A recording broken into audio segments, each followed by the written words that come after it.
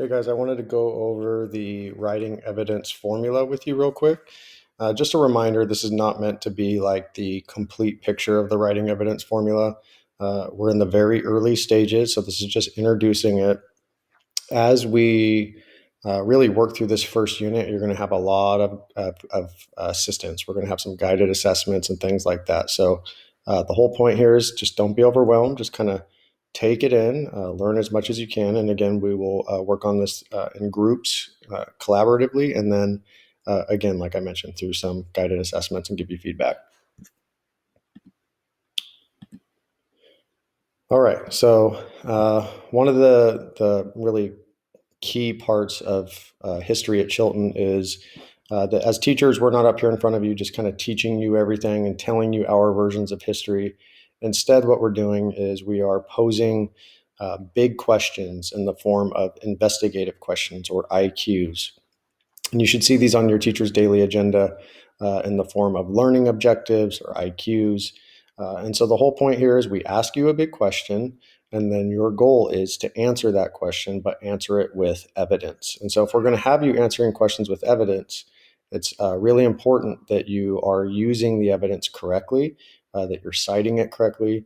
And so what we do is we use this thing called the writing evidence formula. The writing evidence formula is something that we got from UC Davis. So what's really cool about this is if you learn this in seventh grade, you're going to start with it in eighth grade, and then you're going to go on to high school and to college, and it's going to be all the same stuff, and you're going to be really good at it. I'm going to kind of gloss over these first ones here. Your teacher probably already went over these with you in class. I will kind of start from this slide here. So what is the writing evidence formula? The key thing to remember here is this is you building a sentence. We've just broken the sentence down into 4 parts. So you might see it stacked like this. You might see it in a chart or something like that.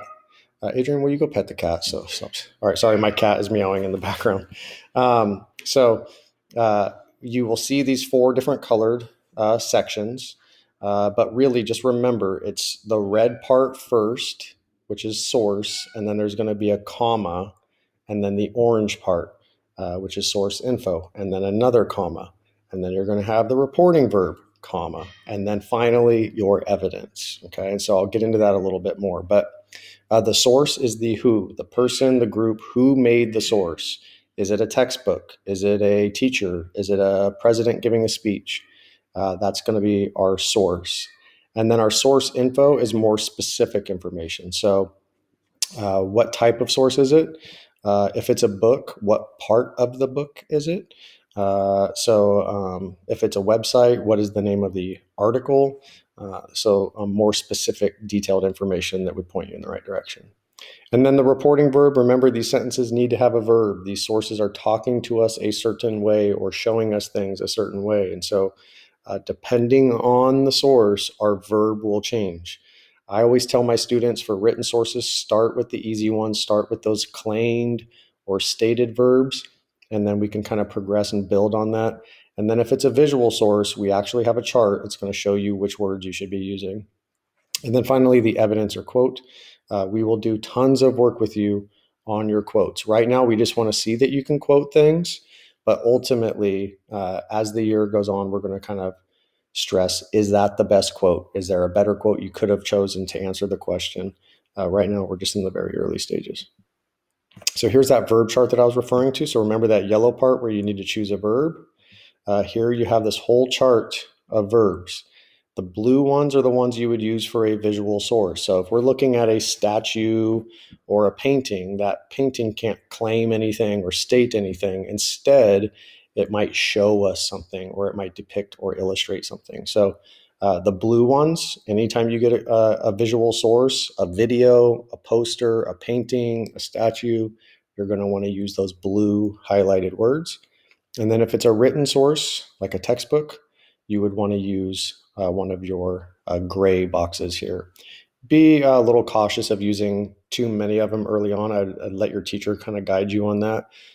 So for example, testified is on here. You would only use that if it's referring to like a court document. Textbooks don't exclaim things. So don't use the exclaimed one if you're referring to the textbook as a quote. And again, we never use said. So here's an example. We have the textbook. And since the textbook doesn't have like one author, we refer here to the publishing group as our author. So in this case, it would be Holt. And then we need the title of the book. So Holt is our author here, it's our publisher. So Holt, United States, comma, and then our source info would be the section that we can find the information and the name of it. So Section 1, American Foreign Policy. So let's see what this looks like, because remember, we are building sentences. So Holt, U.S. History Textbook, comma, Chapter 8, Section 1, American Foreign Policy. Let's look back at this. We have the Holt, United States History is the name of the book. And then we have our section and chapter. And then we have a comma, and then we used our verb claimed, because remember, it's a written source.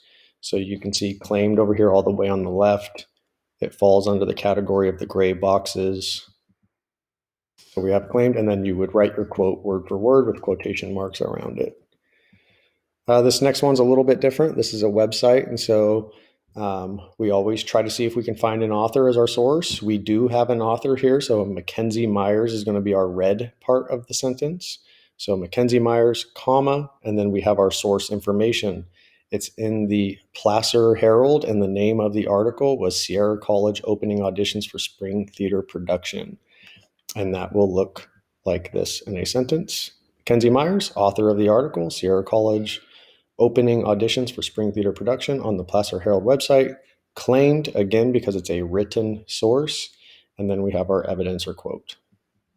So that's it. Again, I know I'm talking kind of fast, but that's the cool thing about a video is you can pause it, rewind it. And this really should help you, again, just to get kind of familiar with why we do this, how it's used. Again, it's going to take some practice.